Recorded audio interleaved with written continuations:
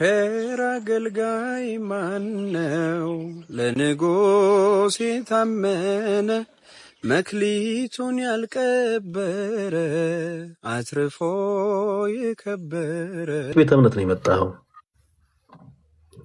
እኔ ጴንጤ ነኝ፣ ፕሮቴስታንት። አዎ እኮ እሱን አውቄ እኮ ነው ያስገባው። በጣም ብዙ ነፈ ጴንጤዎች አሉ፣ ነፈ ጴንጤንን የሚሉ ቤተ እምነቶች አሉ እኮ። ፕሮቴስታንት ነህ፣ ፕሮቴስት ነህ፣ ፕሮቴስት እንደምታደርግ አውቃለሁ። በጣም ብዙ ነፍ የሆኑ የተለያየ ቤተ እምነት አማኝ የሆኑ ግን ፕሮቴስታንት ነን የሚሉ ሰዎች አሉ። ቤተ እምነትን የጠየቅኩ ለዛ ነው። ከየትኛው ቤተ እምነት ነው የመጣው አንተ? ወንድማችን ወሰደ። መካነ ኢየሱስ ነኝ። መካነ ኢየሱስ ወንድማችን እንኳን ደህና መጣ። ማርያም ከክርስቶስ ኢየሱስ ውጭ ሌሎች ልጆች ወልዳለች የሚል ማስረጃ ልታሳየን የገባው መሰለኝ። ኦኬ፣ ማርያም ከኢየሱስ ውጭ ሌሎች ልጆች ወልዳለች በሚለው ላይ አይደል የምትወያዩት? አዎ እንደዛ ብለህ ታምናለህ ወንድማችን ወሰደ? አዎ አዎ። እሺ አንድ መጽሐፍ ቅዱስ ማስረጃ ስጠን እስኪ። ኦኬ፣ አንድ ቦታ እንዲህ ይላል ኢየሱስ ምን ላይ ነው? በመጀመሪያ ጥቅሱን አስቀድሞ ጥቅሱን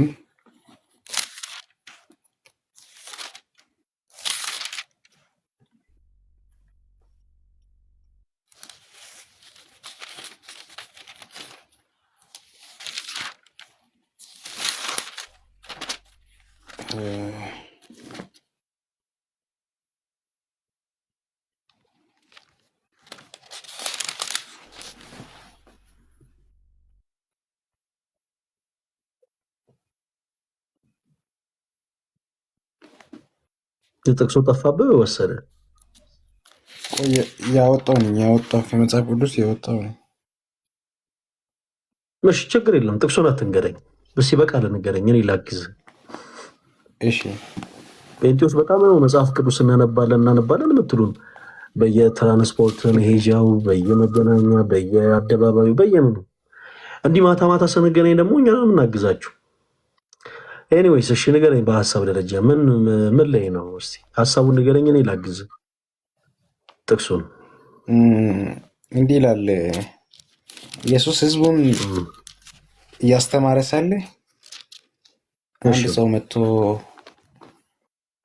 እናትህና ወንድሞች አንተን እየፈለጉ ነው።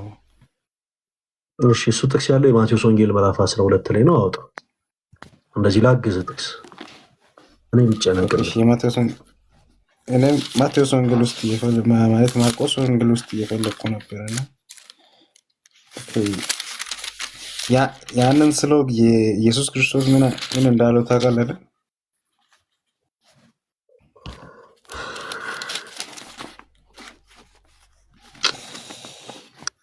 እሺ የማቴዎስ ወንጌል ምዕራፍ 12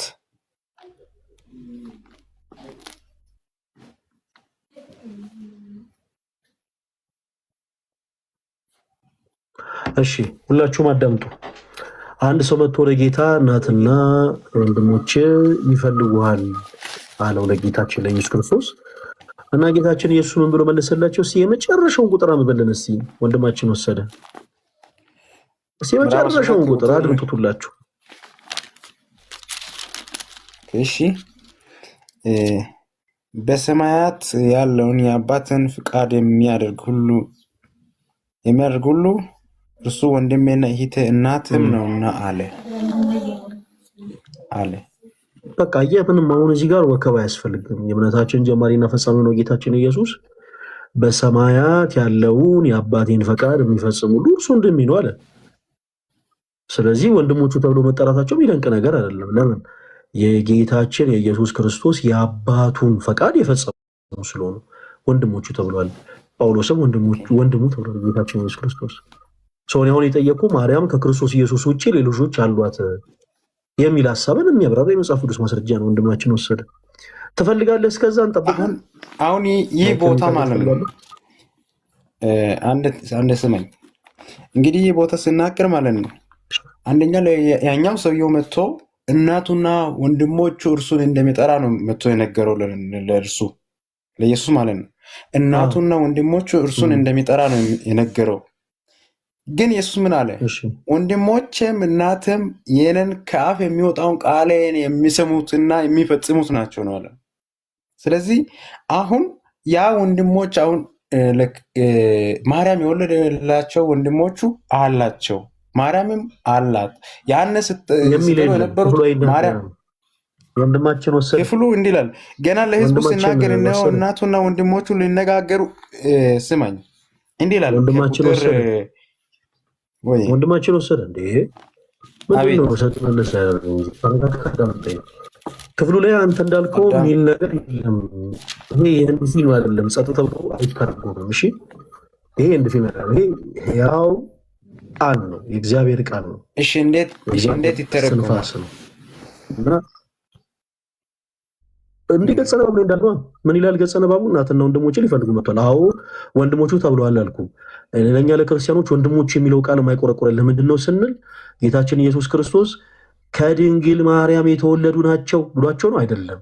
የአባቴን ፈቃድ የሚፈጽም ሁሉ እርሱ ምን ነው አለ? ወንድሜ ነው። እሺ፣ አጭርና ግልጽ። እሺ፣ ጌታችን ኢየሱስ በቃ የአባቴን ፈቃድ የሚፈጽም ሁሉ እርሱ ወንድሜ ነው አለ። ስለዚህ እባክህን ሌላ የመጽሐፍ ቅዱስ ማስረጃ ካለ እባክህን አሁን ይህንን ሀሳብ አንተ በደንብ ማይክን የሚታደርገውና እንጠብቅሃለን። ወንድማችን ወሰደ ማይክን የሚታደርገውና የመጽሐፍ ቅዱስ ጥቅስ ፈልግ። ወንድማችን ወሰደ አንድ አድምጠኝ። እንዲህ ይላል፣ ገና ለሕዝቡ ሲናገር እነሆ እናቱና ወንድሞቹ ሊነጋገሩት። እንግዲህ ሊነጋገሩት የፈለጉት ወንድሞቹና እናቱ ብቻ ናቸው። ይህ ሁሉ እርሱም በማመን የሆነ ነው ወንድሞች ሳንሆን እርሱን ሊነጋገሩ የፈለጉት የእርሱ ወንድሞችና እናቱ ናቸው። እንግዲህ ኢየሱስ ምን አለ? በውጭ ቆመው ነበር። ሊነጋገሩ ፈልገው በውጭ ቆመው ነበር። በውጭ ቆመው የነበሩት እነማን ናቸው? ወንድሞቹን እናቱ ነው።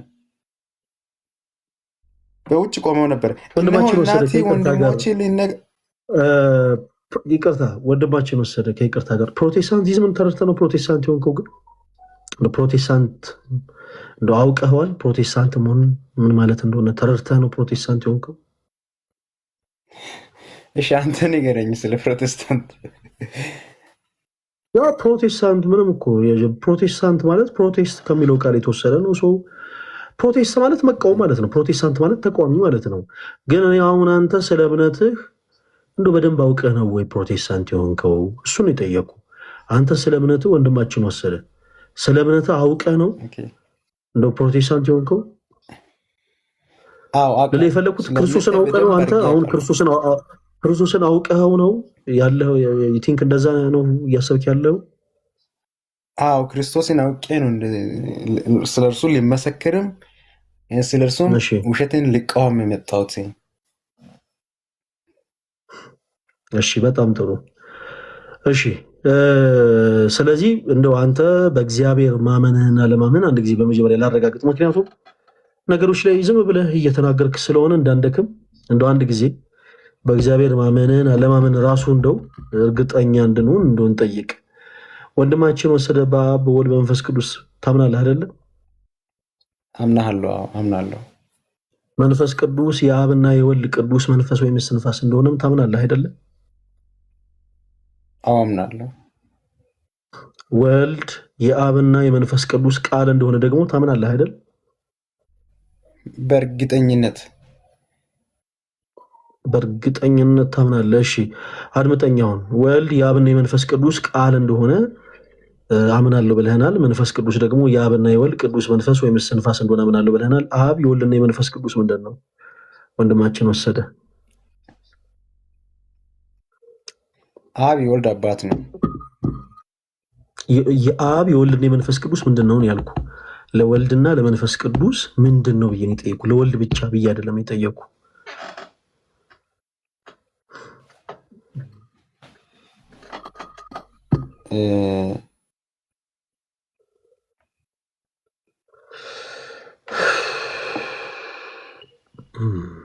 ሻንተ ንገር። አንተ ንገረኝ። ለምንድን ነው የምነግረኝ? እኔ እኮ ፕሮቴስታንት አይደለሁም። ፕሮቴስታንትን አውቄዋለሁ ያልኩህ አንተ ነህ። ታዲያ እኔ ለምን እነግርሃለሁ? እኔ ክርስቲያን ነኝ። እኔ እምነት ፕሮቴስታንት። ንገረኝ። ለምንድን ነው መናገር ያልፈለግከው?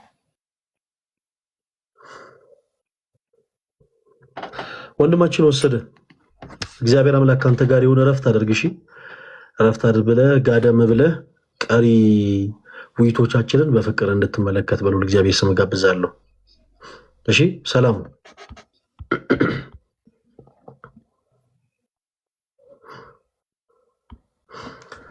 እሺ አራዳ ኖሌጅ የሚል አካውንት ይሰማል።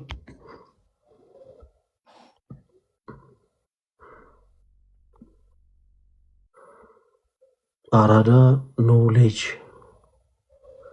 የሚል አካውንት ይሰማል። ማስረጃ ያላችሁ ፕሮቴስታንት ወንድሞች ገስ ላኩልኝ፣ ወይ ደግሞ አንዳንድ ቁጥር ጻፉልኝ። እሺ አስገባችኋለሁ።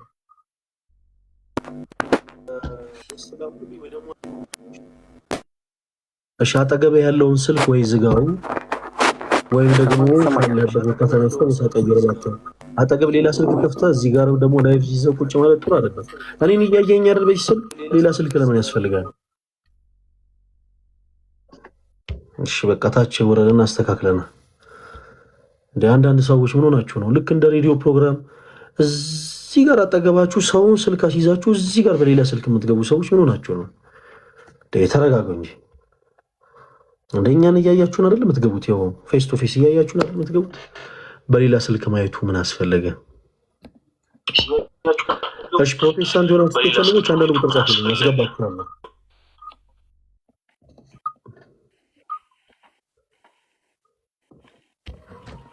እሺ ማንን በል? ሞባይል ማን አልከን? ወንድማችን ሞባይል ሞባይል። ስም ከፈለግ ሲሳይ ሞባይል ብለን መጥራት ይችላል፣ ችግር የለው።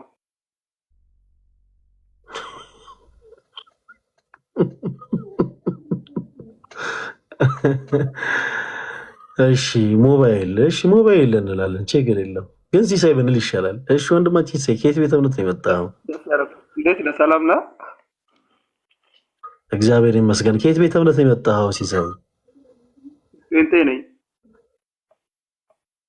ማርያምን ልበል እንዴ?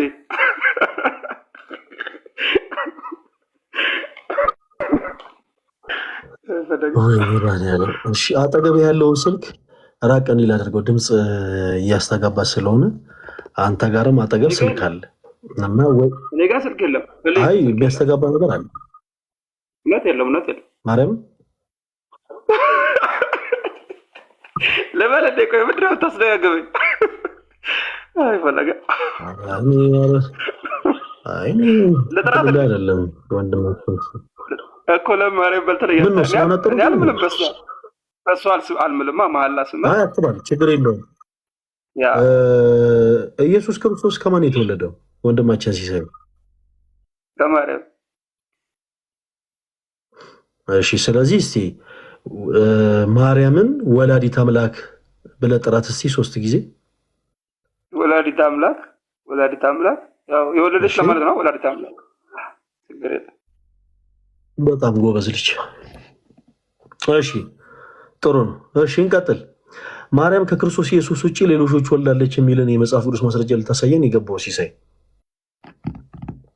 አዎ አሳያለሁ። ግን መጀመሪያ አንድ ይህን ከማሳየት በፊት አንድ ቃል ብቻ ልናገር። ምናልባት እንደዚህ ስንል ማርያምን ማጣጣል ምናምን እንዳይመስል፣ እንደዛ ከሆነ ባላወራ ይሻለኛል። ለማጣጣል አይደለም እሱን የምጠቀመው። ወለደችም አልወለደችም ከመዳኔ ጋራ ምንም የሚያያይዘው ነገር የለም። እኔ የማመልከው እግዚአብሔርን ወይም ኢየሱስ ክርስቶስን ስለሆነ ወለደችም አልወለደችም ሰው ነች። ግን ወልዳለች ብሎ የተጻፈ ሀሳብ አለ። ስንማርም እንደዛ የተማርነው። ዋናው ነገር እኛ መዳናችን አይደለ? መዳናችን ነው። ለምሳሌ ክብሯን የሚነካ ከሆነ ባላወራ ብትፈቅድልኝ ቢቀርብ በጣም ደስ ይለኛል። እንደዛ የሚታሰብ ከሆነ መውለዷም አለመውለዷም እኛ ጋር ምንም ማጠር የለውም። ምን አለ መሰለ እኔ እናንተ እዚህ ምን ላይ የኖርን ቀና ብለን ወደ ፀሐይ ምራቃችንን ተፍ ብንል ምራቃችን ፀሐይ ላይ አይደርስም፣ ተመልሶ ፊታችን ያቆሽሿል እንጂ ከጅምሩ የክርስቶስ ኢየሱስ እናት ድንግል ማርያምን ክብሯን ማንም ሰው ዝቅ ሊያደርገው አይችልም። ክብሯን ልክ እንደ ምክር ቤት አጨብጭበን እንዳላጸደቅ ነው ሁሉ ማለት ነው። እንዲህ አይነት ቅድስና እንዲህ አይነት ክብርን የሰጣት ልጇና አምላኳ ጌታችን ኢየሱስ ክርስቶስ ነው። ማንም ሰው ከመሬት ተነስቶም ደግሞ ክብሯን ሊነካም አይችልም። ኤኒዌይስ አንተ ያልከው ነገር ግን ፍጹም ስህተት ነው። በመጽሐፍ ቅዱስ ላይ ለምሳሌ ሰይጣን ቅዱስ መልአክ ነው ወይስ ርኩስ መልአክ ነው? ቅዱስ መልአክ ነው። እርኩስ ሰይጣን ነው። በጣም ጥሩ። አየህ እንዴት ነገሮች ላይ ተጠንቅቅ እንደመለስክ ለሰይጣን ሲሆን ብዙ ጊዜ ከፕሮቴስታንት ወንድሞች በጣም የምገረመው ይህንን ነው። ይኸውልህ ለሰይጣን ሲሆን በጣም ተጠንቅቀን የመለስከው።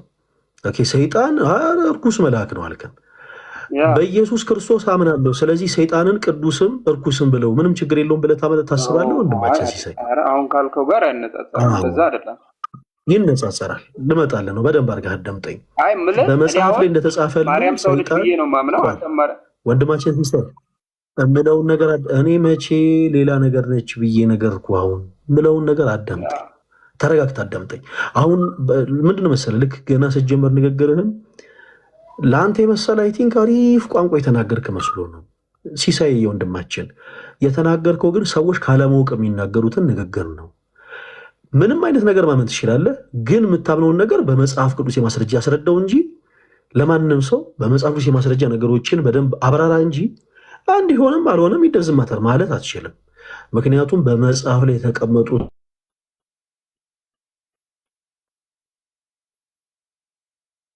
ኔትወርክ ነው እየሰማ አይደለም።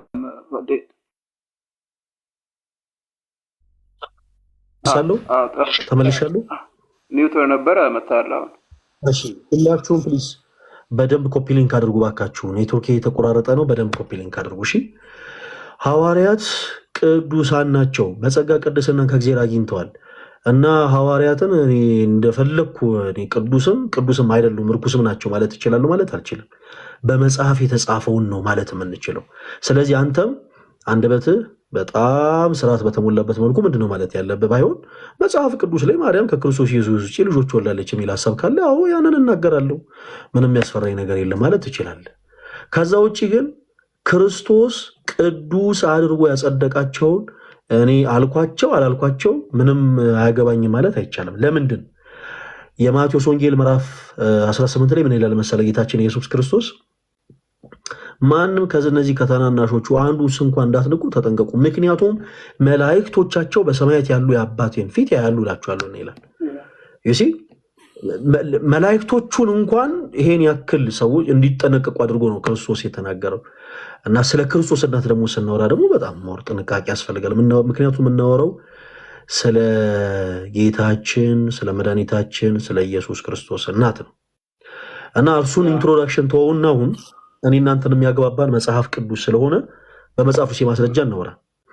ማርያም ከክርስቶስ ኢየሱስ ውጪ ሌሎች ልጆች አሏት ብለህናል። የመጽሐፍ ቅዱስ ማስረጃ ስጠን። እሺ ያው በቅድም የጠቀሳችሁት ክፍል ነው አንደኛው። ሁለተኛው ክፍል ደግሞ ያው እጩኛ እንደነበራት እንደምታገባና ያሰምሽንና የበኩር ልጇን እስክትወልድ ድረስ የሚለውን ጥቅስ ታውቀዋለህ። እዚህ ማቴዎስ 12 ላይ ያለው 47 አይ ቲንክ 47 አካባቢ ቁጥር ላይ ይመስለኛል እሱም የተጻፈ አለ። እኔ ለማለት ግን የፈለኩት ዝም ብዬ ላውራ ሳይሆን ምናልባት እንደዛ ብሎ የሚታሰብ ከሆነ ይሄኛው ውይይት ይቅርብኝ ነው የኔ ሐሳብ። አሁን ምንም ነገር የለም ነው ወንድማችን ሲሳይ ደቂቃ ልስጥህ፣ ማይክል ሚውት አድርገውና አሁን ያልካቸውን ሐሳቦችን በአጠቃላይ የሚያግዙ ጥቅሶችን በአጠቃላይ ፈልገህ ይዘና በኦራል ደረጃ ለእኔ ስትነግረኝ ምንድን ነው መሰለህ የሚሆነው ተረት ተረት ነው የሚሆነው። ምክንያቱም እኔ ፕሮቴስታንት አይደለሁም። ምናልባት አንተ የተናገርከው ንግግር እንዳንተ መሰል ለሆኑ ፕሮቴስታንት አማኞች አሜን የሚያስብል ቃል ሊሆን ይችላል። ከኛ ከክርስቲያኖች ጋር ግን ስታወራ ግን ጥንቃቄ ይፈልጋል። ምክንያቱም በመጽሐፍ ቅዱስ ማስረጃ ነው እንድታወራ ነው የምንፈልገው።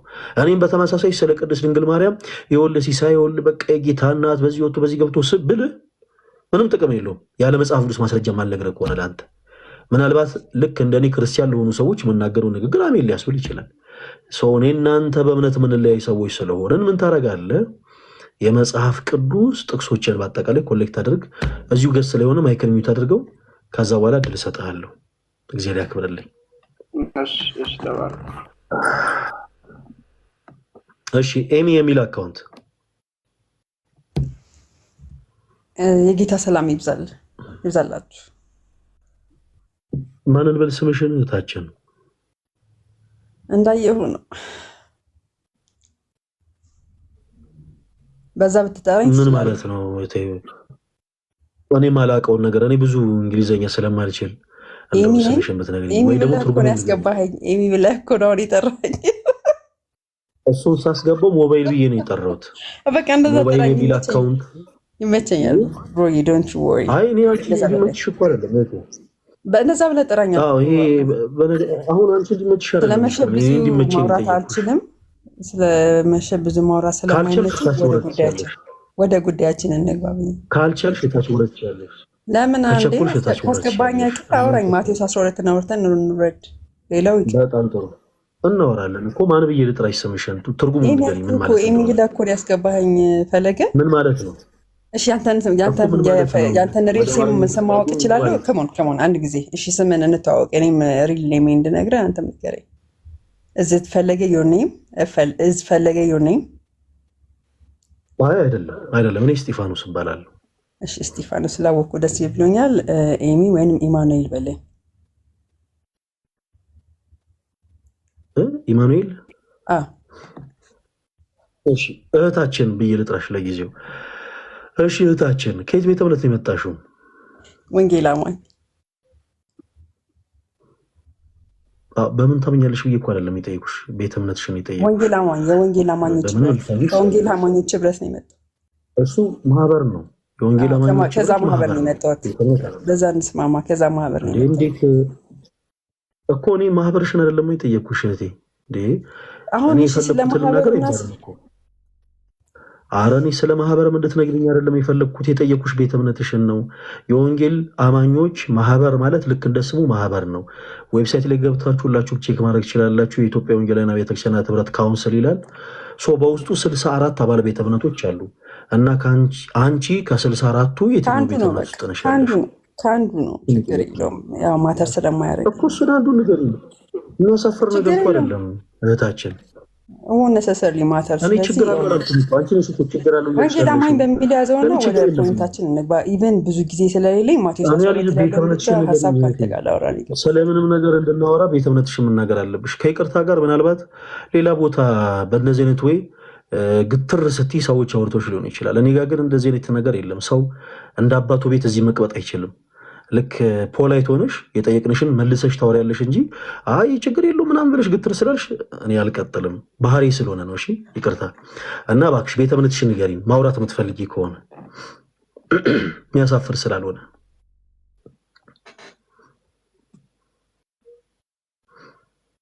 ደቂቃ ወስዳ እንደምትነግረን ተስፋ አደርጋለሁ። ጠብቁ። ያ በእምነታችሁ የምታፍሩ ከሆነ እንዳትገቡ። እደግመዋለሁ። በእምነታችሁ የምታፍሩ ከሆነ እንዳትገቡ። እሺ። እና እህታችን በእምነትሽ ልክ መኩራት ስትጀምሪ ከእንደገና መምጣት ትችያለሽ። እና ደግሞ ሲቀጥል እንደዚህ አንዳንድ ጊዜ አንዳንድ እህቶች እንደው ስፔሻሊ ከሌላ ቤተ እምነት የምትመጡ እህቶች ይሄ የአባታችሁ ቤት አይደለም፣ እዚህ መታችሁ አትንበላጠጡ። ይሄ የአባታችሁ ቤት አይደለም፣ ስነስርዓት ያዙ። አይ እኛ ግትር ብለን በቃ እኛ በዚህ ገብቶ ካላለ የምትሉ ሰዎች እባካችሁ ስነስርዓት ያዙ። ይሄ የአባታችሁ ቤት አይደለም። እዛ እንደፈለጋችሁ እዛ የምትኖሩበት ቦታ እንደፈለጋችሁ። እዚህ ግን ስትመጡ እኛን መስላችሁ ቤተ እምነታችሁን ተናግራችሁ ከየት ቤተ እምነት እንደመጣችሁ ተናግራችሁ ከዛ አቋማችሁን ተናግራችሁ በመጽሐፍ ውስጥ ማስረጃ ማውራት ትችላላችሁ እንጂ እዚህ ቅብጥ ማለት እዚህ ልጥጥ ማለት አያዋጣም። እሺ እንቀጥል። እንቀጥል። እሺ ፕሮቴስታንት የሆናችሁ እህት ወንድሞቻችን ብቻ አንዳንድ ቁጥር ጻፉልኝ። እሺ በቃ 1-2 ጥቅስ ፍቅር ተገባው ችግር የለውም ወንድማችን። 2 ጥቅስ ሉቃስ 2:7 ላይና ሉቃስ 2:7 ላይና ከዛ ደግሞ ማቴዎስ 12:47-46 ላይ ያለው ሁለቱም ብቻ ላውራና በቃ ከዛ አንተ ሐሳብ ሰጣበታለህ። እዚህ ጋር እሺ ሁለቱንም ጥቅስ ንገረን ሁላችሁም አድምጡ። ሉቃስ 2:7 ላይ እሺ ሉቃስ 2:7 ላይ ምን ይላል? እሺ ከፍ ብዬ እንበው ችግር የለውም። እሺ በዚያም ሳሉ የመውለጃዋ ወራት ደረሰ፣ የበኩር ልጇንም ወለደች፣ በመጠቅለያም ጠቀለለችው፣ በእንግዶችም ማደሪያ ስፍራ ስላልነበራቸው በግርግም አስተኛቸው ይላል። ይሄ ኢየሱስ ክርስቶስን የወለደችበት ፓርት ነው። የበኩር ልጅ ሲል ሌሎች ልጆች ሊኖራት እንደሚችል የበኩር ማለት የመጀመሪያ ነው አይደለ? ስለዚህ ሌሎች ልጆች እንደዛ ማለት ብቻ አይደለም። አሁን ትልቁ ችግር ያ ነው ወንድማችን ሲሳይ። እዚህ ላይ አንድ ጊዜ እናቁምህና ማስረጃዎችን ስትሰጠን በተቻለ አቅም እንደው እንዴት መሰለ ምሳሌ ልስጥ። አሁን ያነሳው ሐሳብ ልክ እንዳልሆነ ምሳሌ ልስጥ። ለምሳሌ ወልድ የሚለው ቃል በመጽሐፍ ቅዱስ ውስጥ አለ አይደለ ሲሳይ? ዋው ጽዮን የሚል ቃል በመጽሐፍ ቅዱስ ውስጥ አለ አይደል? እና በመጽሐፍ ቅዱስ ላይ ከአንድ በላይ ተረጓሚ ያላቸው እና በመጽሐፍ ላይ በተደጋጋሚ የተቀመጡ ሐሳቦች አሉ። ለምሳሌ ወልድ የግዕዝ ቃል ነው፣ ቀጥታ ሲተረጎም ልጅ ማለት ነው። በዚህ ቃል የእግዚአብሔር አብ የባህሪ ልጁ ክርስቶስ ኢየሱስ ተጠርቷል ወልድ ተብሎ። በተመሳሳይ ደግሞ አባታችን አዳም ወልደ እግዚአብሔር ተብሎም ደግሞ ተጠርቷል በዚሁ መጽሐፍ ቅዱስ ላይ። ስለዚህ ልክ ለክርስቶስ የተነገረውንና ለአዳም የተነገረውን ዝም ብለን አንስተን እንደፈለግን ልንተረጉም አንችልም።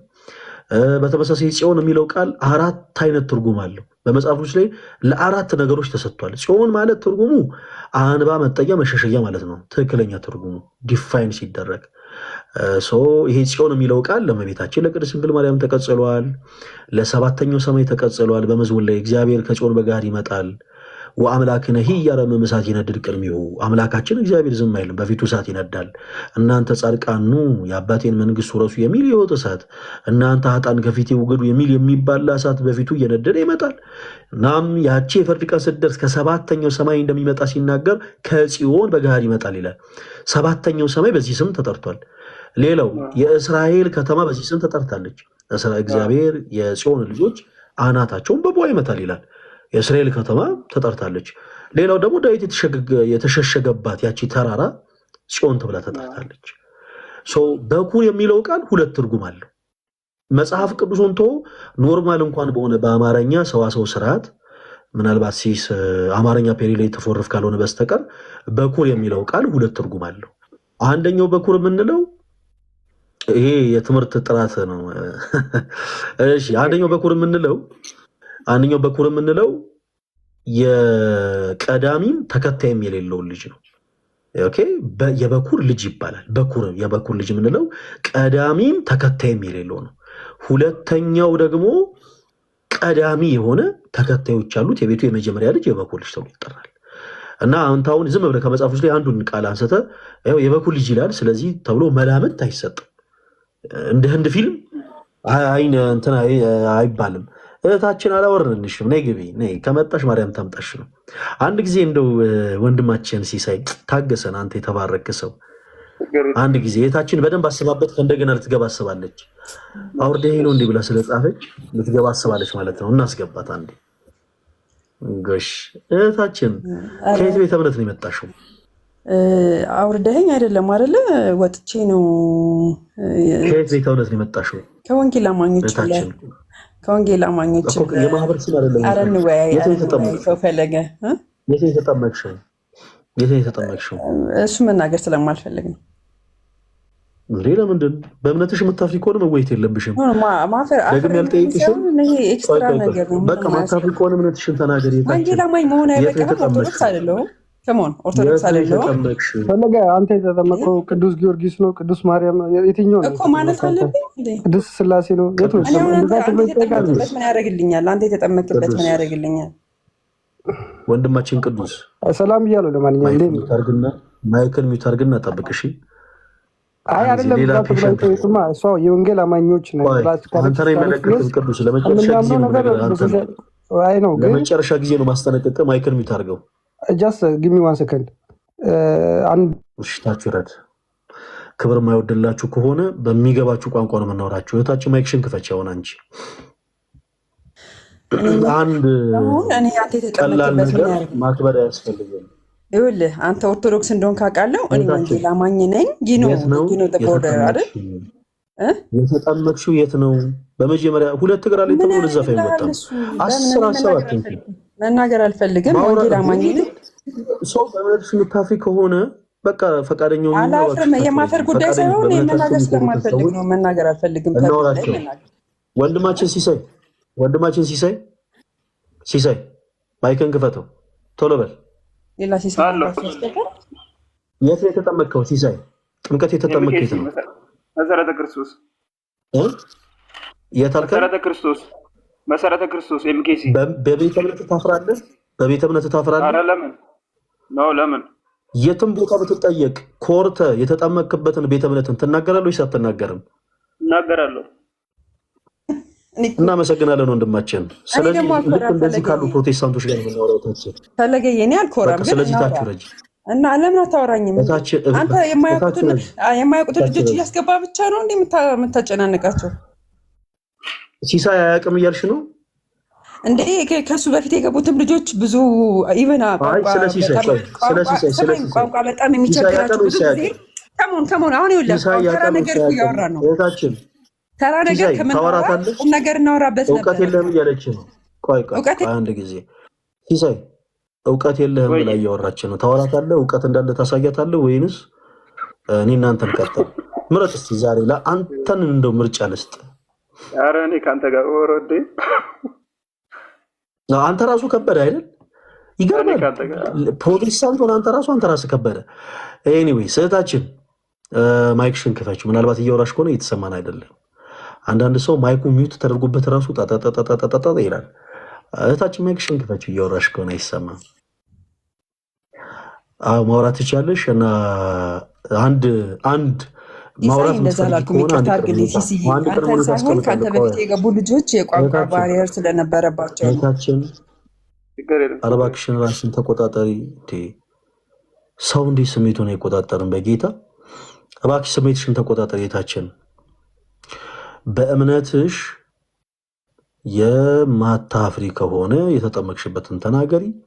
ከዛ ስለፈለግሽው ሀሳብ አንሺ። ልናወራሽ ፈቃደኞች ነን። ግን በእምነትሽ አፍረሽ በጣም በቃ ሼም ይዞሽ እምነትሽን ኮርተሽ መናገር እየፈራሽ አንቺን አስገብተን ማውራት አንፈልግም። ምክንያቱም ሌሎች ፕሮቴስታንት የሆኑ ሰዎችን የሚያስከፋ ነገር ስለሆነ ሰው ማይክሽን ክፈቺና ለመጨረሻ ጊዜ ነው ድል የምሰጥሽ። ምንም አንለማመጥሽም። አንቺ ነገርሽን አልነገርሽን ምንም የሚጨምር የሚቀንስ ነገር የለም። ቤተ እምነትሽን የምትናገሪ ከሆነ ተናገሪ፣ ካልሆነ ታች ተወርጃለሽ።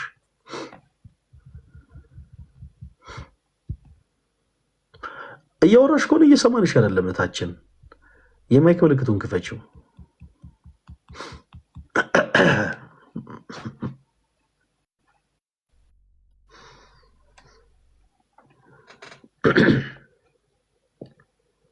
እህታችን እያወራሽ ከሆነ እየሰማንሽ አይደለም።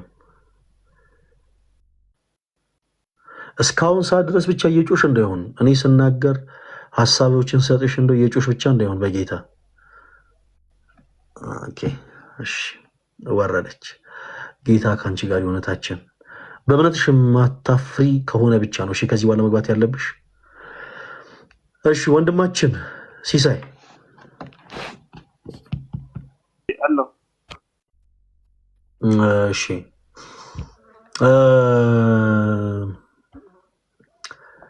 ቀጥል። የመጽሐፍ ቅዱስ ማስረጃህን ከዚህ በኋላ ወንድሞች የሚል ሀሳብ ፕሊስ እባካችሁን አታንሱ። ምክንያቱም ቅድም የማቴዎስ ወንጌል ምዕራፍ 12 ላይ እንደተመለከት ነው ጌታችን ኢየሱስ ክርስቶስ የአባቴን ፈቃድ የሚፈጽም ሁሉ እርሱ ወንድሜ ነው ብሏል። እናም የጌታችን ኢየሱስ ክርስቶስ ደቀ መዛሙርት የጌታ ኢየሱስ ክርስቶስ ወንድሞች ተብሎ ተጠርተዋል። ወንድሞች ተብሎ ስለተጠሩ ገና ለገና ወንድሞች ተብለዋልና ማርያም በሥጋ ወልዳችኋለች የሚል ፍልስፍናን አቁሙት።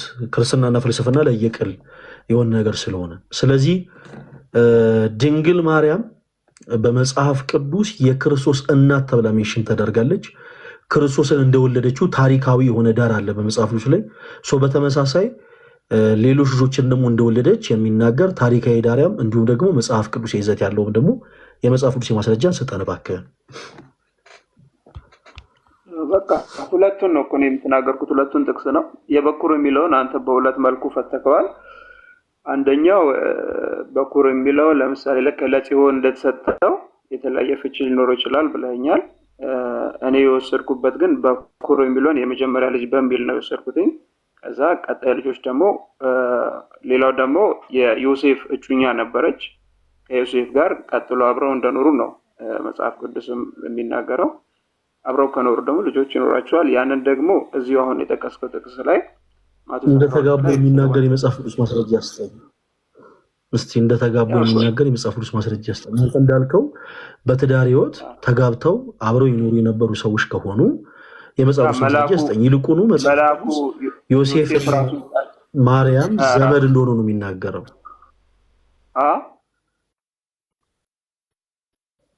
እባክህ ማስረጃ ስጠኝ። እጮኛ የሚለውንም ቃል ወንድማችን እጩ ማለት የተመረጠ ማለት ነው። ዮሴፍ ማርያምን ለመጠበቅ የተመረጠ ሰው ነበረ። እጩ ዶክተር፣ እጩ የፖለቲካ ፓርቲ ተወዳዳሪ። እጩ የሚለው ቃል እባክህን አድምጠኝ ወንድማችን ሲሳይ፣ ለአንተ ስለሆነ ማስረዳ። እጩ የሚል ቃል ስላለ ገና ለገና ተብሎ ፍልስፍና ውስጥ አይገባም። ለምሳሌ እኔን አንድ መጽሐፍ ቅዱስ ማስረጃ ስትጠይቀኝ ገና ለገና እንዲህ ሊሆን ስለሆነ የሚል ፍልስፍና ውስጥ አልገባም። መጽሐፍ ቅዱስ ምሉ ነው። ሰው በመጽሐፍ ቅዱስ የማስረጃ ነገሮችን በደንብ ማብራራት ይችላሉ። እጮኛዋ ዮሴፍ ነበረ፣ ኦፍኮርስ ነበረ። እጩ የነበረው ዮሴፍ ለምንድን ነበረ ስንል እርሷን ለመጠበቅ ኦኬ። በቤተ መቅደስ ነበር ያደገችው እንደምታውቀው የጌታችን ኢየሱስ ክርስቶስ እናት። ከቤተ መቅደስ ስትወጣ የካህናቱ አለቃ ዮሴፍ ይጠብቃት ዘንድ እጮኛዋ የሆናት ዘንድ እርሱን መርጦ ለማርያም ሰጥቷል። ዮሴፍ የበኩር ልጇን እስክትወልድ ድረስ አብሯት ነበረ። የበኩር ልጇን እስክትወልድ ድረስ በግብፅ በረሃ ስትሰደድ በነበሩት በነዛ ሁሉ ጊዜያቶች በአጠቃላይ ዮሴፍ ጠባቂዋ ነበረ።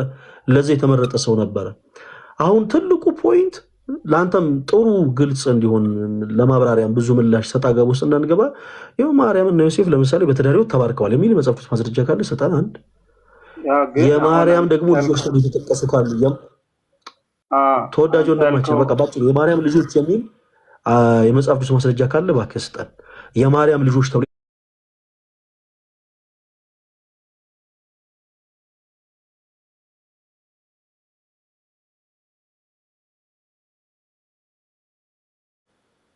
እሺ ችግር የለውም። በትዳር ሕይወት እንደኖሩ የሚናገር የመጽሐፍ ቅዱስ ማስረጃ ስጠኝ።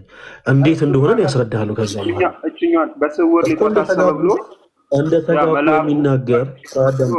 እንደተጋቡ የሚናገር የመጽሐፍ ቅዱስ ማስረጃ ስጠኝ። በጣም የሰፋ ሀሳብ እኮ አይደለም ያነሳኸው። ያ ገብቶኛል። ምንም ከባድ ነገርም አይደለም ማወራው። ወዳጅ ወንድማችን ሲሳይ በቃ አሁን ምን እናድርግ መሰለህ? ቆይ ጊዜ ለመቆጠብ እኛም በጣም ብዙ ማንሳት የምንፈልጋቸው የመጽሐፍ ቅዱሶች ስላሉ ክርስቶስ የማርያም ልጅ ተብሎ በመጽሐፍ ቅዱስ ላይ ተጠቅሷል ወይስ አልተጠቀሰም? ወንድማችን ሲሳይ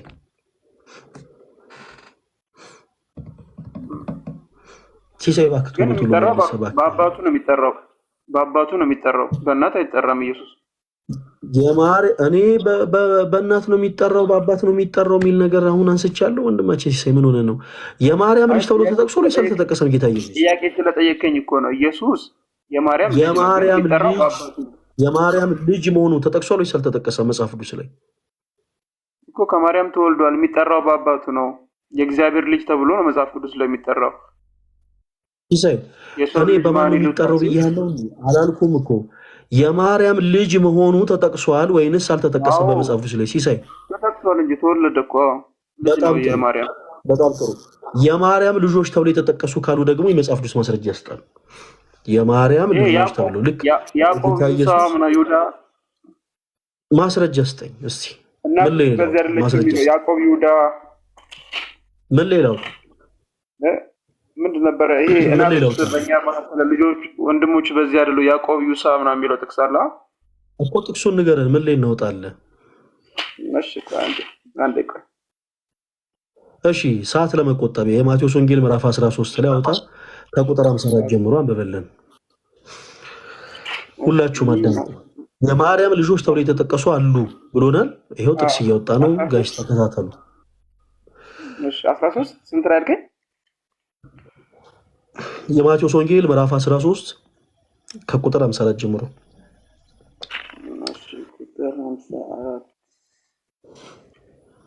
እናቱስ ይሄኛው ጥቅስ እናቱስ ማርያም ትባል የለምን? ቆይ አንድ ይጠብቀኝ።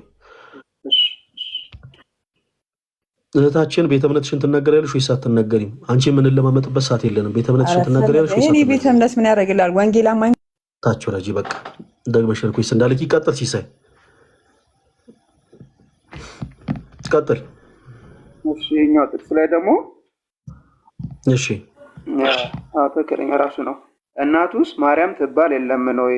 ወንድሞቹስ ያዕቆብና ዩሳ ስምዖንና ይሁዳም አይደሉምን? እህቶቹስ ሁሉ በእኛ ዘንድ ያሉ አይደሉምን? ያው ቀጥሎ ይቀጥላል። እንኪያስ ይህን ሁሉ ከወዴት አገኘው? በቃ ይሄ ነው ዋናው ሀሳብ። እናቱም ጠራል፣ ከዛ ወንድሞቹን ከነስማቸው ያስቀምጣል፣ እህቶቹም አሉ ብሎ እዚህ ጋር ያስቀምጣል። እሱን በቃ የማርያም ልጆች ተብሎ የተጠቀሱት አሉ። የማርያም ልጆች ተብሎ የተጠቀሱት አሉ። የማርያም ልጆች ኦኬ፣ ይሄው እናቱ ብሎ እኮ ያስቀምጣል እኮ እዚህ ጋር እናቱስ ማርያም ትባል የማርያም ልጆች የክርስቶስ እናት ተብላ ተጠቅሳለች ወይስ አልተጠቀሰችም አላልኩም። የማርያም ልጆች ተብለው የተጠቀሱ የታሉ? እዚህ ክፍል ላይ የማርያም ልጆች ተብለው የተጠቀሱ የታሉ? አይ ታሪኩ ይሄ ወንጌል ችግር የለውም። አሁን የሰጠንን ጥቅስ አንድ ጊዜ በደንብ ተመልከተው። እሺ አሁን የሰጠንን ጥቅስ የማቴዎስ ወንጌል ምዕራፍ 13 ከቁጥር 54 ጀምሮ ያለ ነው። እናም ይሄ መጽሐፍ ቅዱስ ክፍል ምንድን ነው የሚለው?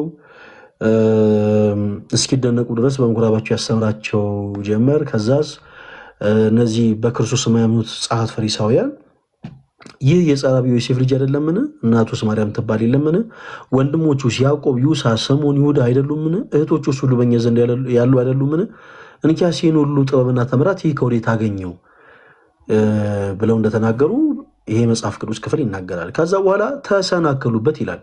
ወንድማችን ሲሳይ ተሰናከሉበት ይላል ወይስ ሰው ላይ ያደርጉት ነው? እነሱ እዚህ ጋር ያሰብኩት እንደ ሰው ልጆች የጠየቁን ብቻ መልስ ሲሳይ። ተሰናከሉበት ይላል ወይንስ አይልም? ይላል። ምን ብለው ነው የተሰናከሉበት? እነሱ እኮ ሰው ሊያደርጉት ስለፈለጉ ነው። እናት ያለው ወንድሞች ለመናቅ ማለት ነው። ወንድም ያለው እናት ያለው ቤተሰብ ያለው ጠራቢ ጎበዝ እየሰማሁ ነው። ያ እና እንደ ሰው ብቻ ማየት ስለፈለጉ ነው። ማርያም ነች እናቱ፣ ወንድሞቹ እነኚህ ናቸው። እዚሁ ነው ያለው። የጠራቢ ልጅ አይደለም፣ እናውቀዋለን። እንዴት አድርጋም ብለው ለመናቅ ነው ባይዘው እዚህ የተጻፈው እንጂ እንደዛ አይመስለኝም። በጣም ጥሩ። አየህ አሁን ትልቁ ችግር ይሄ ነው። በጣም የብዙ ፕሮቴስታንት ወንድሞቻችን ትልቁ ችግር ለክርስቶስ ሊያውም ለንቀት የተነገረን ቃል እንደ ሃይማኖት ማስረጃ አድርጋችሁ የምታመጡት ነገር ነው። በጣም የሚደንቀኝ ከኛ ጋር ለመከራከር ብላችሁ ለኛ የምትሰጡት ጥቅስ አጣችሁ። እንደው ለክርስቶስ ሊያውም ለንቀት የተነገረን ቃል እንደ ሃይማኖት ማስረጃ አድርጎ መውሰድ በጣም ትልቅ ስህተትና ትልቅ በደልም ጭምር ነው። ወንድማችን ይሄ መጽሐፍ ቅዱስ ክፍል በመሰረቱ ማርያም ከክርስቶስ ኢየሱስ ውጪ ሌሎች ልጆች እንዳሏት አይናገርም። በስጋ ማርያም ሌሎች ልጆችን ወልዳለች የሚል ሐሳብን አይናገርም። ሲቀጥል እዚህ ክፍል ላይ ይሄንን ቃል የተናገሩ ሰዎች በክርስቶስ የሚያምኑ ናቸው ወይንስ የማያምኑ ናቸው? ሲሳይ ሊያምኑ ይችላሉ። በክርስቶስ ዘመን ስለሆነ ወንድሞቹ ያምናሉ፣ ያስባሉ፣ ሊያምኑ ይችላሉ። እሺ የመጨረሻ ቁጥር 57ን ሲያምብልን ምን ይላል? ቁጥር 57 አድምጡ። ባለማመናቸውም ምክንያት በዚያ ብዙ ተአምራት አላደረገም። ይህን ነው። ስለዚህ እነዚህ ሰዎች በክርስቶስ ያምኑ ነበር ወይስ ያምኑ ነው? እስኪ አሁን መልስልን እኮ ተአምራት አላደረገም ነበር። አሁን አንተ ጠየቀኝ። ስለነ ያዕቆብ ምናምን ነው ህዝቡ። እነኚህ ግን ሲያወሩ የነበሩት ስላልጠየቁ ነገር አትወራ። ይሄንን ቃል የተናገሩ ሰዎች በክርስቶስ ያምናሉ ወይስ አያምኑም? ወንድማችን ሲሳይ እንደ አያምኑም እንጂ ተሰናከሉበት ይላል እኮ። አያምኑም። በጣም ጥሩ። በክርስቶስ የማያምኑ ሰዎች የተናገሩትን ቃል እንደ ሃይማኖት ማስረጃ ተደርጎ አይወሰድም። የፕሮቴስታንቲዝም በጣም ትልቁ በጣም የሚያስገርመኝ ነገር ይሄ ነው። በነገራችን ላይ ሁልጊዜ ኦርቶዶክስ ለሆኑ ሰዎች መልስ እንሰጣለን ብለው በጣም ብዙ ፕሮቴስታንት የሆኑ ሰዎች የክህደት ቃላቶችን ሁሉ ሳይቀር ያነሳሉ። እዚህ መጽሐፍ ቅዱስ ክፍል ላይ መጽሐፍ ቅዱስ በነገራችን ላይ ሲሳይ እባክህን ጣልቃ አትግባ አድምጠኝ። መጽሐፍ ቅዱስ የታሪክ ክፍል አለው። ለምሳሌ የማርቆስ ወንጌል ምዕራፍ 3ን ገልጠ ስትመለከት ምዕራፍ 3 ከቁጥር 22 አካባቢ ከኢየሩሳሌም የመጡ ጻፎች ጌታችን ኢየሱስ ክርስቶስን ቤልዙቤል አለበት በአጋንንት አለቃ ደግሞ አጋንንትን ይወጣል ብለው እንደተናገሩ እንመለከታለን። በክርስቶስ ያላመኑ ሰዎች የተናገሩትን ንግግር እንደ ሃይማኖት ማስረጃ አድርገን የምንወስድ ከሆነ ይሄ በጣም ከባድ ነው። እነዚሁ ሰዎች ራሳቸው ናቸው ክርስቶስን በንቀት ቃል ይህ የጸራቢ ዮሴፍ ልጅ አይደለምን አሉ። እናቱስ ማርያም ትባል የለምን? ወንድሞቹስ ያዕቆብ፣ ይሁዳ፣ ስምዖን አይደሉምን? እህቶቹስ ሁሉ በእኛ ዘንድ ያሉ አይደሉምን? ብለው ተናገሩ። የተናገሩት አንድ እንኳን ትክክል አይደለም። አንዱም ትክክል አይደለም። ሁሉም ሐሰት ነው። የተናገሩት ነገር በአጠቃላይ ሁሉም ሐሰት ነው። አባቱ ዮሴፍ አይደለው ያሉት፣ እናቱስ ማርያም ትባል የለም ያሉት፣ ወንድሞቹስ ያሉት፣ እህቶቹስ ያሉት በአጠቃላይ ሐሰት ነው። እንዴት ሌላው ቢከብደን እንደው እናቱ ማርያም ትባል የለምን ብለው የለም እንዴ? እንዴት ይሄ ውሸት ይሆናል? እንዴት ይሄ ውሸት ይሆናል ስንል ቁጥር 57 መልስ ይሆናል። ቁጥር 57 ምን ይላል? ባለማመናቸው ምክንያት በዛ አንዳች ታምር ሳያደርግ ሄደ ይላል። እነዚህ ሰዎች በክርስቶስ የማያምኑ ሰዎች ናቸው።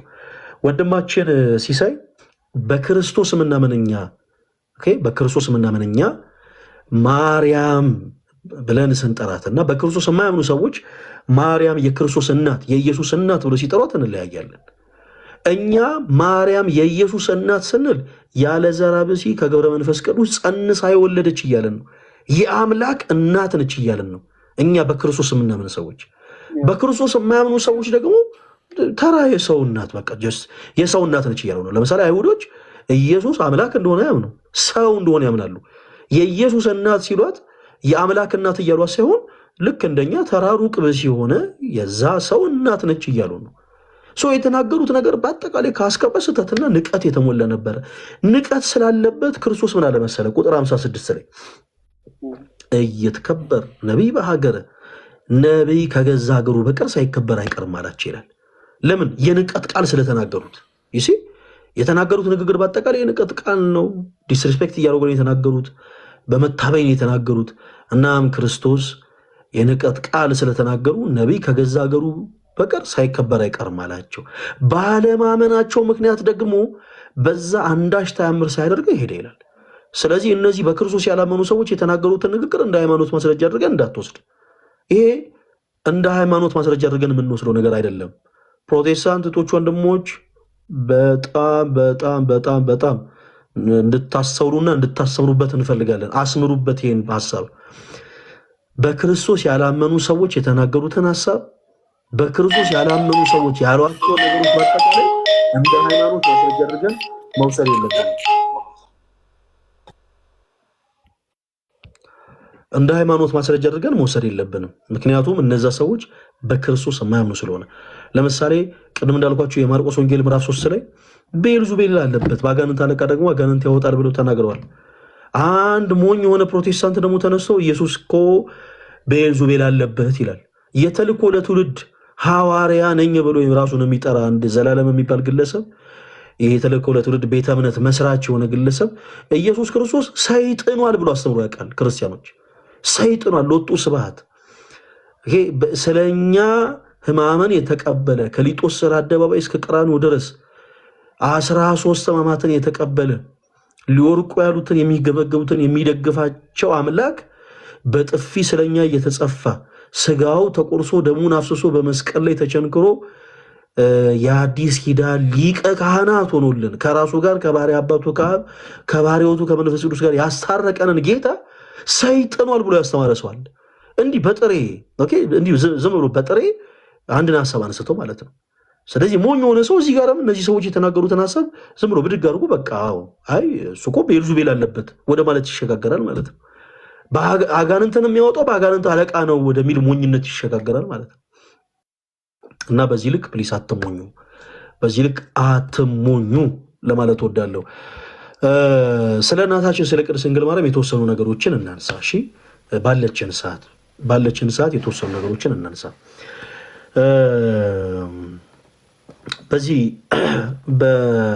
በተደጋጋሚ በምናነሳቸው ሀሳቦች ላይ እስፔሻሊ በመጽሐፍ ቅዱስ መዝገበ ቃላት ፕሮቴስታንቶች ወንድሞች ቢኖራችሁ መልካም ነው።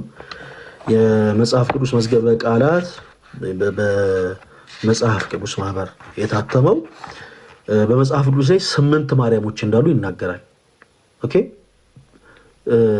8 ማርያሞች እንደው ፉከራና ሽለላ እንደው ስታበዙ እንዲህ ብታስገባኝ እኔ ቅጥፈትን አሳያለሁ ምናምን አካኪ ዘራፍ እስቲ ና ግባ።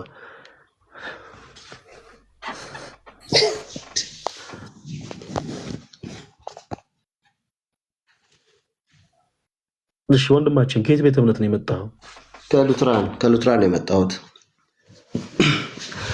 እሺ እንዴት ነው የምተረጉመው? እግዚአብሔር ቃል በእናትህ እቺ ልጆች እንዳሏት የሚናገር የመጽሐፍ ቅዱስ ማስረጃ ያስተል ማርያም ከክርስቶስ ኢየሱስ ውጪ ሌሎች ልጆች እንደወለደች የሚናገር አንድ የመጽሐፍ ቅዱስ ማስረጃ ያስተል። ከየት ልጀምርልህ መሰል? ከማቴዎስ ወንጌል 1:23 ላይ ያለውን ክፍል አንብበው እስኪ። መጽሐፍ ቅዱስ ስላልያዝኩ ወይ በቃሌ ልነግርህ እችላለሁ።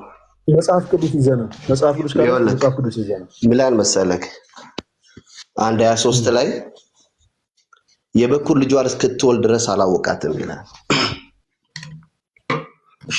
ማርያም ከክርስቶስ ኢየሱስ ውጪ ሌሎች ልጆች እንዳሏት የሚናገር የመጽሐፍ ቅዱስ ማስረጃ ያስገኛል።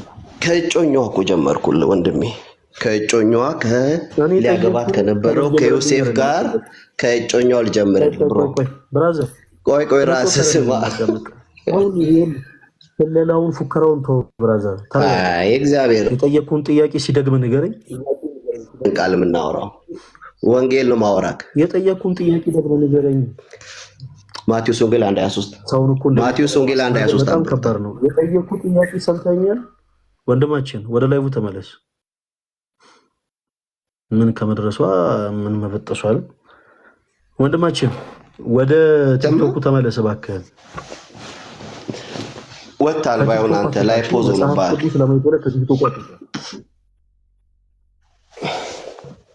እሺ። እንዴት ነው ተረጎምኩ? እንደዚህ ተረጎማል። እግዚአብሔር ቃል በሁሉም ነገር ይሰራል።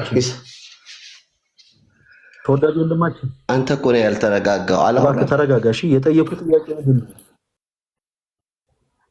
ጌታ ሆይ የጠየቁት ጥያቄ ምንድን ነው? ጥያቄን ደግመህ ንገረኝ። አድምጡላችሁ። ነገርኩ ነው። በደንብ ስማ፣ አዳምጡ። ያላችሁ 527 ሰው አለ። መጽሐፍ ቅዱስ ጥያቄን ሲደግመህ ንገረኝ። ከኢየሱስ ውጭ የወለደችውን አሳየን ያልከኝ አይደለ? ምን ብዬ ነው? አታወዛገብ። በትክክል ስማ፣ አታወዛገብ። ርዕስ በማሳሳት እውነትን አይገለጥም። አዳምጥ። ዝም ብለህ ስማ። ዝም ብለህ ስማ። ዝም ብለህ ለምን አትሰማም? እንዳትጮህ አንተ። በል ስነ ስርዓት ይኖር እንጂ ይሄ እኮ የአባት ቤት አይደለም። ይሄ መተህ መንደር ወሬ የምታወራበት ቦታ አይደለም። ተወዳጅ ወንድማችን ደግሞ ከአንተም ብሶ ዝም ብለህ ስማ ምናምን ትላለህ እንዴ? ብራዘር አክቱን ሾውን ምናምን ተው፣ ግድ የለም እሺ። አሁን እያወራ ከሆነ እየሰማን አይደለም። ስሜትን ማትቆጣጠር ከሆነ ስሜትን እኛ እንቆጣጠርልሃለን። እያዳመጥኩ ነገር ማስተማር ያቀጠን ግብረ ገብነት እናስተምርሃለን። አሁን ማይክን ብትከፍተው 7 ጊዜ ብትከፍተው 77 ጊዜ ማይክ ይዘጋል። ልክ እንደዚህ ማለት ነው። አየህ። እና ስሜትን መቆጣጠር ማችል ከሆነ እኛ ስሜትን እንቆጣጠርልሃለን። እንዳንተ በጣም ብዙ አፋቸውን የወጠራቸው ሰው ሌላ ነገር ነው የሚወጠረው፣ ግን እንዳንተ አፋቸውን የወጠራቸውን ሰዎች እንዲህ ነው የምታወዛገበው ሰው እና ለእኛ ቢስ አይደለም። ቆይ ተረጋጋ። አሁንም ወንድማችን እኔ የጠየቅኩን ጥያቄ ደግመህ ትነግረኛለህ። በመጀመሪያ ችግር የለውም፣ ለሱ ትደርስበታለህ። አሁን ማውራት የምትፈልግ ከሆነ እኔ የጠየቅኩን ጥያቄ ደግመህ ትነግረኛለህ። ምንም አካኪ ዘራፍ አያስፈልግም። ያዙ ልቀቁኝ አያስፈልግም። ሽለላ አያስፈልግም። ቀረርቶ አያስፈልግም። እኔ የጠየቅኩህን ጥያቄ ደግመህ ትነግረኛለህ። በቃ ከዛ በኋላ ወደ ውይይቱ እንገባለን። ምን ብዬ ነበር የጠየቅኩ ወንድማችን? አሁን ማይክን ክፈትና ንገረን። ቀጥታ ወደ ጠየቅኩ ጥያቄ ገብተህ ንገረን እንጂ እንዲህ ብለህ አሁን አዳምጠኝ። የጠየቀኝ ጥያቄ ኢየሱስ ድንግል ማርያም ከኢየሱስ ውጭ የወለደችውን ንገረኝ ያልከኝ አይደል? ልክ ነህ? እሺ፣ እንደዛ ብዬ አይደለም የጠየቅኩ ጥያቄ። በደንብ ጥራት ታረጊ። አሁን እነግርሃለሁ በደንብ አይደል? እሺ፣ በጣም ጎበዝ ልጅ። አንዴ ስትረጋጋ ይምርብሃል። እሺ፣ መልካም። በደንብ አድምጠኝ። ማርያም ከክርስቶስ ኢየሱስ ውጪ ሌሎች ልጆች እንደወለደች ምን እንዳለች አሁን ስለሌላ አታካሩ ምናምን አንገባም። በደንብ አድርገህ አዳምጥ። ማርያም ከክርስቶስ ኢየሱስ ውጪ ሌሎች ልጆች እንደወለደች የሚናገር የመጽሐፍ ቅዱስ ምን ማስረጃ ትሰጠኛለህ? ምን እንዳለች? እንደወለደች። መጽሐፍ ቅዱስ ለማየት ነው የወጣው። እንጠብቀዋለን።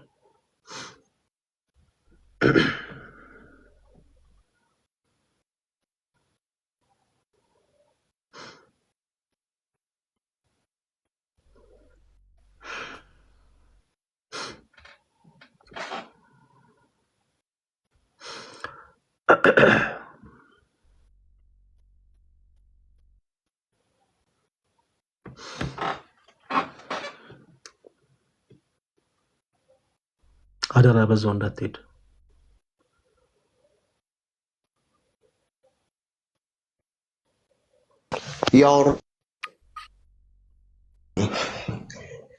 ዮሐንስ ወንጌል 1:23 ላይ እንደነገርኩ ቅድም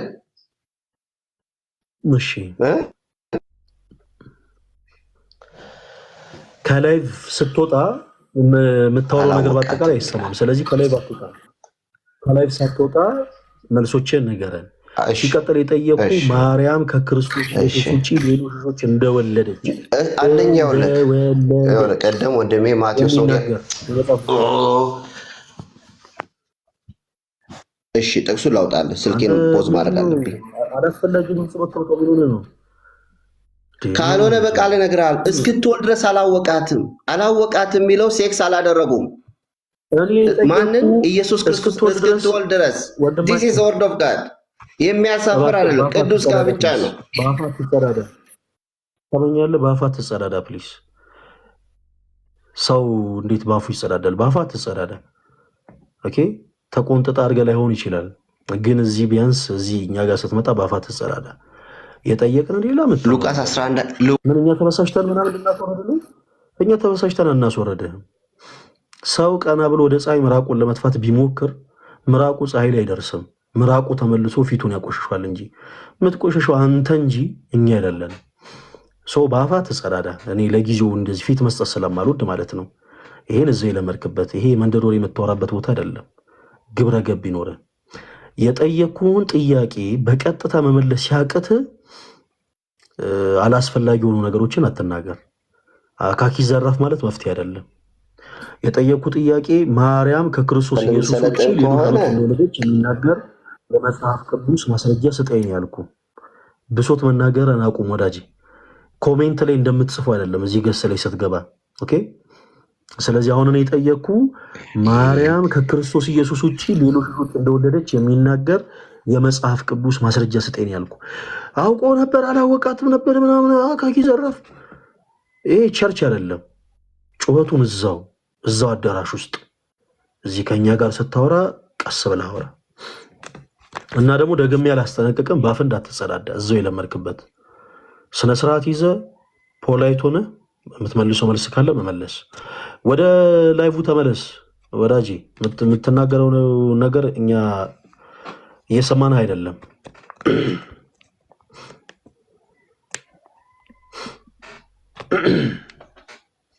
እየጠበቅን ነው።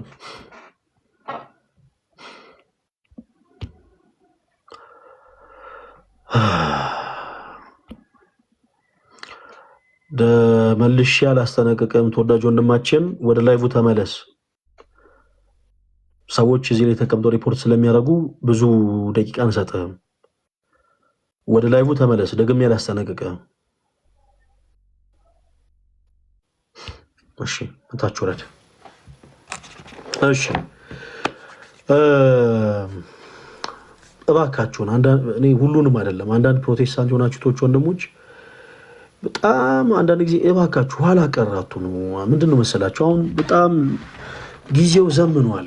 ሰው በአጠቃላይ ጥሏችሁ እየሄደ ነው። ይሄ ዝም ብላችሁ በመጽሐፍ ቅዱስ ማስረጃ መመለስ ሲያቀታችሁ ማርያም እንዲሁ ነች ምናምን ምናምን የተክለ ሃይማኖት ተቅማጥ ምናምን እባካችሁ እንዲህ አይነት ቃላቶችን እናትጠቀሙ ፕሊስ። ምንድነው መሰላችሁ ድንግል ማርያምን እንደ ፀሐይ በሰማይ ላይ ያሰለጠናት እግዚአብሔር ነው። የእርሷን ቅድስና ማንም አይጨምረውም ማንም አይቀንሰውም።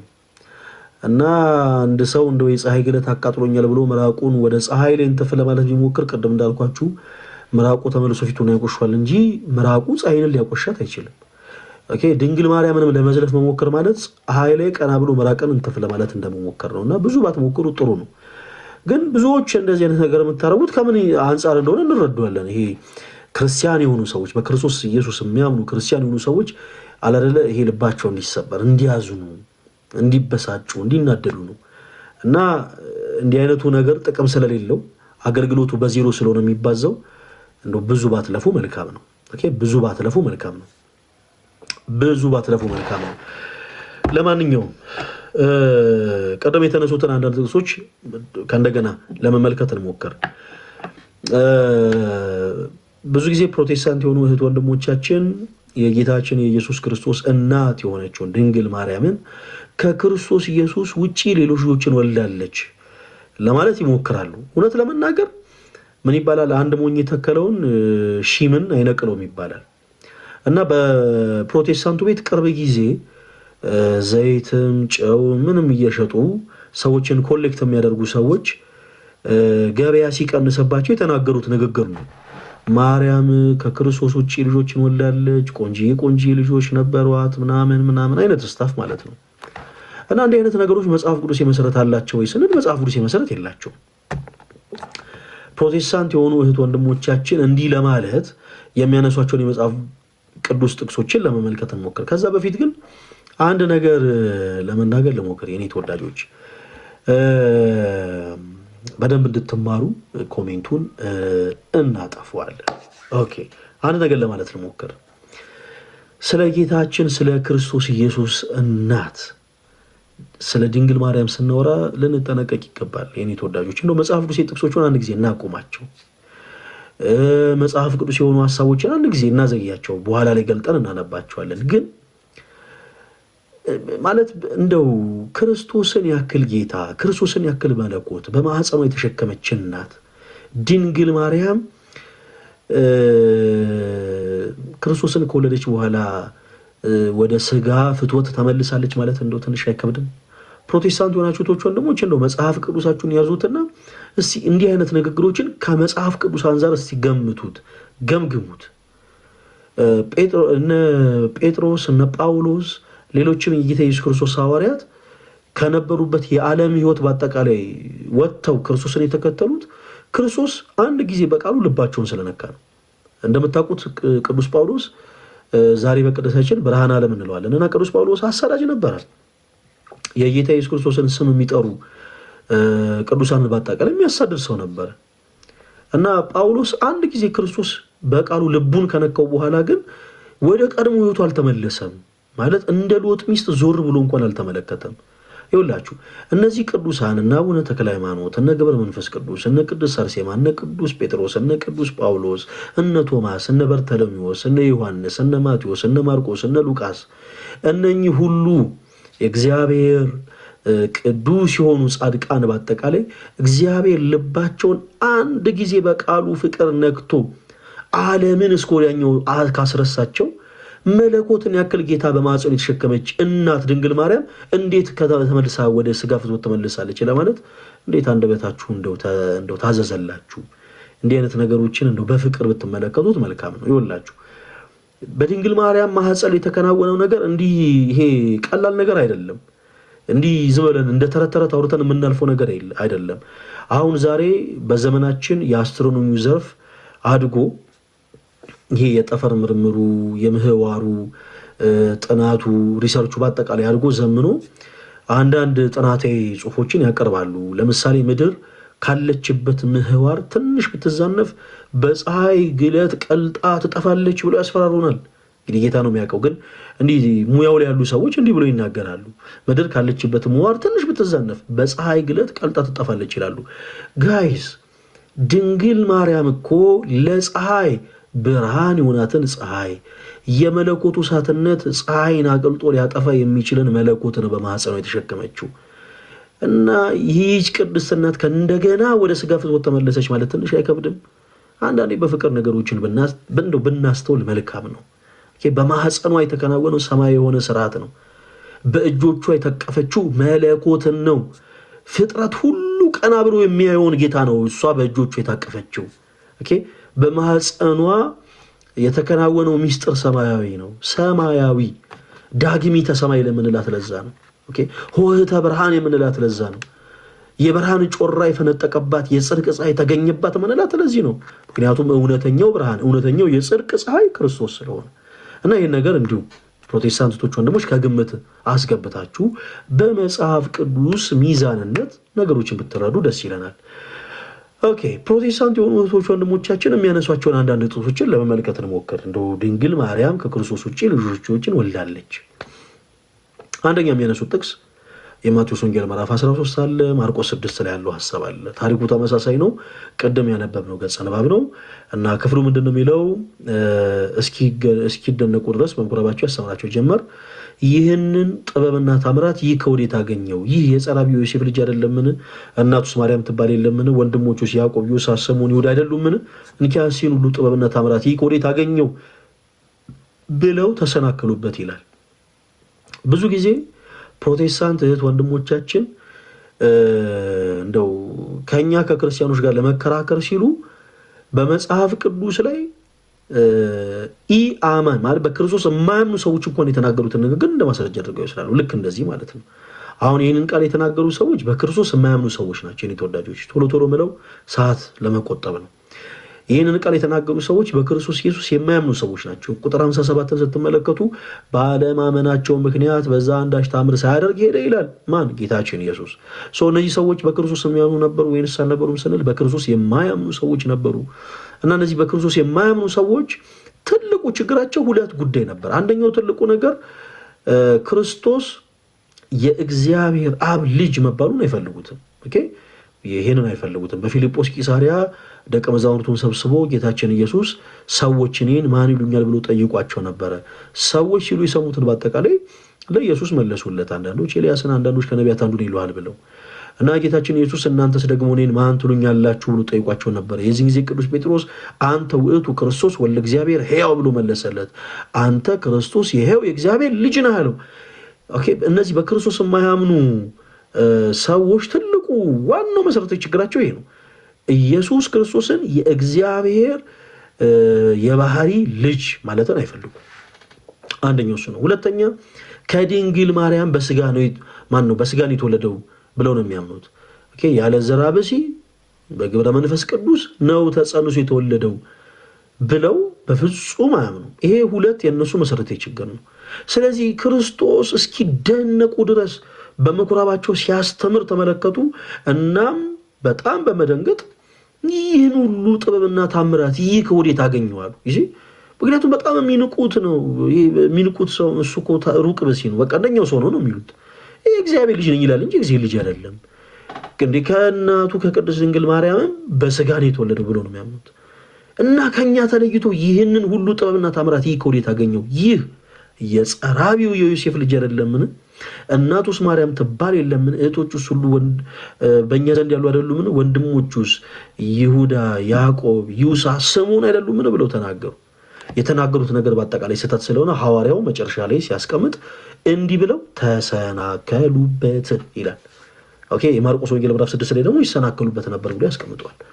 እና እዚህ ሁለቱም የመጽሐፍ ውስጥ ክፍል ላይ ስትመለከቱ ሁለቱም ምዕራፍ ላይ የማቴዎስ ወንጌል ምዕራፍ 13 እና ማርቆስ 6 ላይ ተሰናከሉበት ይላል። ምን ብለው የተሰናከሉ ስንል አሁን ከላይ ያልናቸውን የኢየሱስ ክርስቶስ የባህሪ አባቱ እግዚአብሔር አብ ሆኖ ሳለ እነዚህ ሰዎች ግን የእግዚአብሔር የባህሪ ልጅ መባልን ስለማይፈልጉ ይህ የጸራቢው ዮሴፍ ልጅ አይደለምን ብለው ተናገሩ። እናቱስ ማርያም ትባል የለምን ብለው ተናገሩ።